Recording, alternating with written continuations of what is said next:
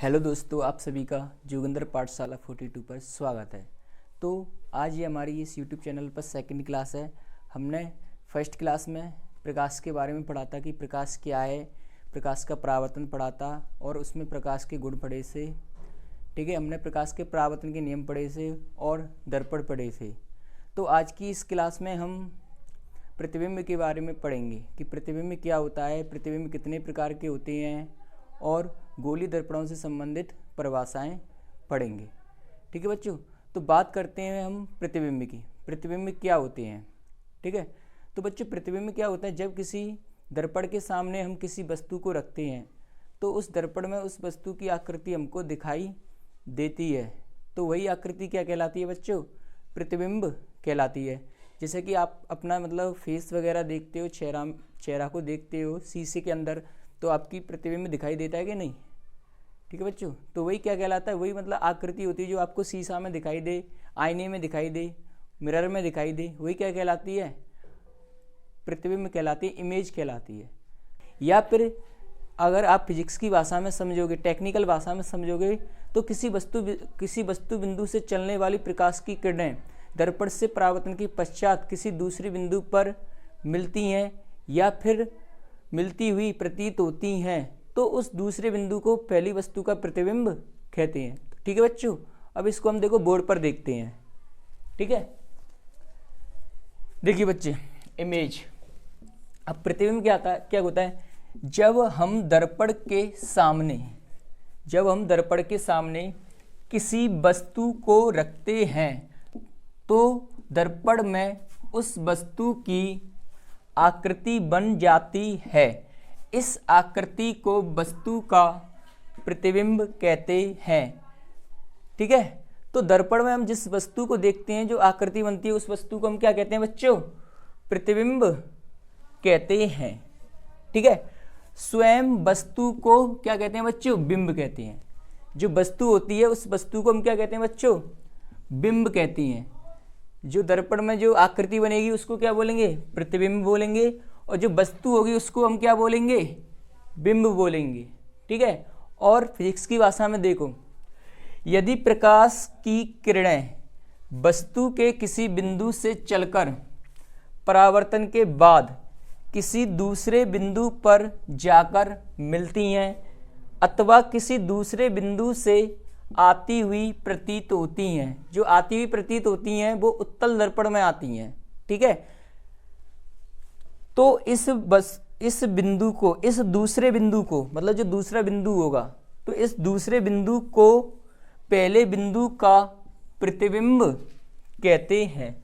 ठीक है बच्चों, किसी प्रकाश की किरणें वस्तु के किसी बिंदु से चलकर परावर्तन के बाद किसी दूसरे बिंदु पर जाकर मिलती हैं अथवा किसी दूसरे बिंदु से आती हुई प्रतीत होती हैं, तो इस दूसरे बिंदु को पहले बिंदु का प्रतिबिंब कहते हैं। ठीक है बच्चों, स्क्रीनशॉट लेना हो स्क्रीनशॉट ले लो, फिर आगे बात करते हैं हम प्रतिबिंब के प्रकार।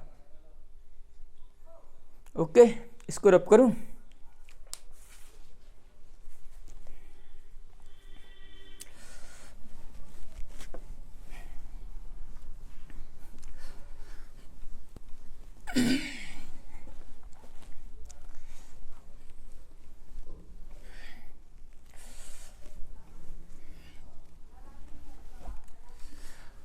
अब देखो बच्चे, प्रतिबिंब के प्रकार।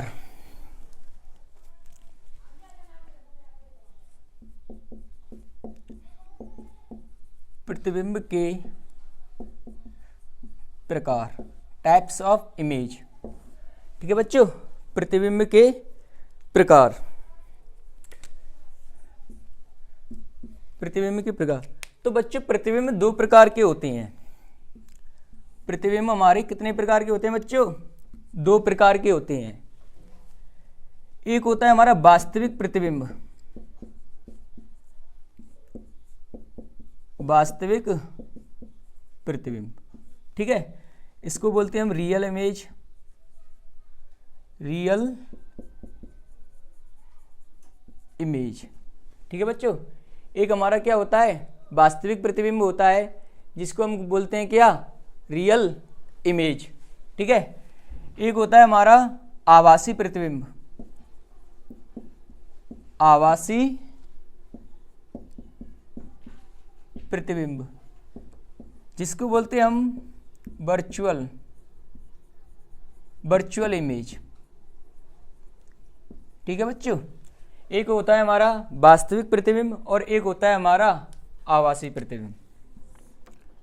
ठीक है बच्चों, वास्तविक प्रतिबिंब और आभासी प्रतिबिंब। तो पहले हम बात करते हैं किसकी, वास्तविक प्रतिबिंब की। वास्तविक प्रतिबिंब में क्या होता है, ठीक है।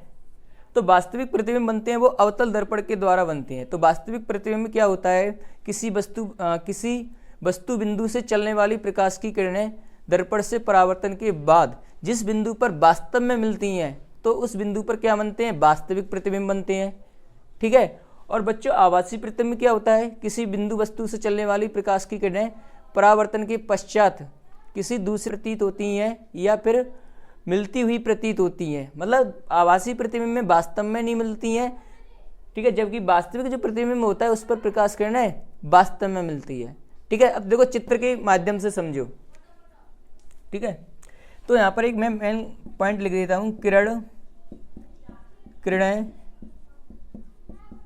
वास्तव में मिलती हैं। ठीक है। तो एक मेन पॉइंट है, इसमें किरणें वास्तव में मिलती हैं और इसमें किरणें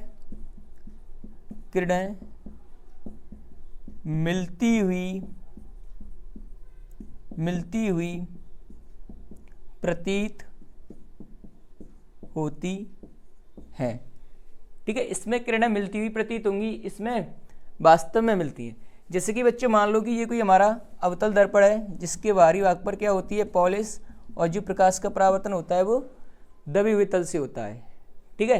जैसे कि मान लो कि ये किरणें, एक किरण ये चल रही, इसका क्या हो गया, रिफ्लेक्शन हो गया, परावर्तन हो गया।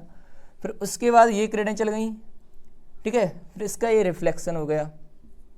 ठीक है। तो परावर्तन के पश्चात जिस बिंदु पर मिलती हैं उस बिंदु पर ही क्या बनता है, पहली वस्तु का प्रतिबिंब बनता है। तो मान लो कि यहाँ पर कोई वस्तु रखी हुई है, ठीक है, इससे किरणें चल रही हैं। ठीक है। तो परावर्तन के पश्चात इस बिंदु पर मान लो बिंदु ओ पर मिल रही हैं, तो इस बिंदु ओ पर ही क्या बनेगा, प्रतिबिंब बनेगा। ठीक है बच्चों। तो और ये कंडीशन जो वास्तविक प्रतिबिंब बनते हैं वो किस में बनते हैं, अवतल दर्पण में बनते हैं। ठीक है। परावर्तन के पश्चात किरणें वास्तव में मिले, वहां वास्तविक प्रतिबिंब बनता है। ठीक है। अब बात करते हैं हम आभासी प्रतिबिंब की। तो आभासी प्रतिबिंब बनते हैं वो उत्तल दर्पण में बनते हैं, और एक केस अवतल दर्पण के लिए भी होता है, छठवीं कंडीशन। वो आगे मैं आपको वीडियो में आगे जो लेक्चर होगा उसमें बताऊंगा, जब हम प्रतिबिंब की स्थिति के बारे में पढ़ेंगे। ठीक है। 6 कंडीशन है वो आगे बताऊंगा। ठीक है। तो देखो इसमें बना लो एक उत्तल दर्पण। तो उत्तल दर्पण क्या होता है बच्चों, जिसमें प्रकाश का परावर्तन उठे हुए तल से होता है। ठीक है। और जिसके दबे हुए भाग पर क्या होती है, पॉलिश होती है। ठीक है। इसके मैंने दबे हुए, तो इस पर भी क्या करेंगे, 2 किरणें चलेंगी। ठीक है। ठीक है बच्चों, 2 किरणें चलेंगी। अब बच्चों देखो जो अवतल दर्पण होता है वो क्या होता है, अभिसारी होता है, मतलब कि प्रकाश की किरणों को सिकोड़ता है। जबकि बच्चों जो उत्तल दर्पण होता है वो कैसा होता है, अपसारी होता है, जो प्रकाश की किरणों को फैलाता है। ठीक है। तो 2 किरणें चलेंगी, इनका क्या होगा, रिफ्लेक्शन होगा। इसका रिफ्लेक्शन ऐसे होगा और इसका रिफ्लेक्शन ऐसे होगा। ठीक है। अब देखो बच्चों ये वाली किरण इधर भाग रही है और ये वाली किरण ऊपर को भाग रही है, तो ये कभी मिलेंगी नहीं। क्योंकि ये दोनों कैसी जा रही है, विपरीत डायरेक्शन में जा रही है, विपरीत दिशा में जा रही हैं। और ये किरणें मतलब एक दूसरे की तरफ जा रही हैं तो ये मिल जाएंगी, पर ये किरणें एक दूसरे को मतलब कभी नहीं मिलेंगी, क्योंकि ये नीचे की ओर जा रही है और ये वाली किरण ऊपर की ओर जा रही है। तो हम इन किरणों के साथ क्या करते हैं, जबरदस्ती करते हैं, जबरदस्ती से इनको मिलाते हैं। ये राजी तो मिलती नहीं है, तो इनके साथ हम क्या करते हैं बच्चों, जबरदस्ती करते हैं। तो इन किरणों को हम आगे की ओर बढ़ाते हैं।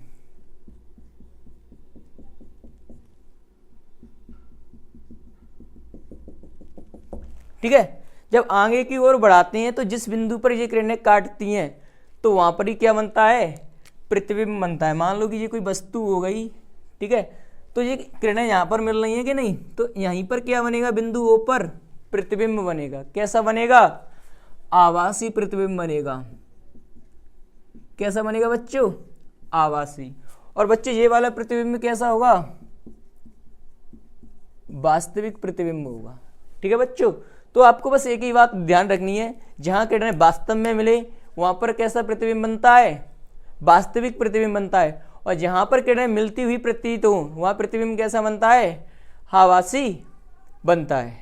ठीक है, वास्तविक जो प्रतिबिंब होता है इसको पर्दे पर प्राप्त किया जा सकता है, जबकि जो आभासी प्रतिबिंब होता है उसको पर्दे पर प्राप्त नहीं किया जा सकता। तो यहाँ पर एक मेन पॉइंट और लिख लो, वास्तविक क्लियर हो गया। ठीक है, तो देखो बच्चों, जो वास्तविक प्रतिबिंब होता है इसको पर्दे पर प्राप्त किया जा सकता है, जबकि जो आभासी प्रतिबिंब होता है उसको पर्दे पर प्राप्त नहीं किया जा सकता। ठीक है, तो इसमें एक नोट पॉइंट और लिख लो, वास्तविक प्रतिबिंब को पर्दे पर प्राप्त किया जा सकता है।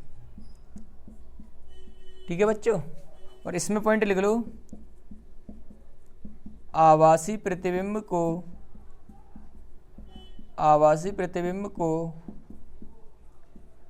पर्दे पर प्राप्त नहीं किया जा सकता है। ठीक है बच्चों, वास्तविक प्रतिबिंब को पर्दे पर प्राप्त किया जा सकता है, जबकि आभासी प्रतिबिंब को पर्दे पर प्राप्त नहीं किया जाता है, क्योंकि वास्तविक प्रतिबिंब वास्तव में बनता है, जो आभासी प्रतिबिंब होता है उसका केवल आभास होता है, मतलब इमेजिनेशन होता है, बल्कि उसको पर्दे पर प्राप्त नहीं कर सकते हैं। ठीक है बच्चों, स्क्रीनशॉट लेना है स्क्रीनशॉट कर लो, नोट करना है नोट कर लो।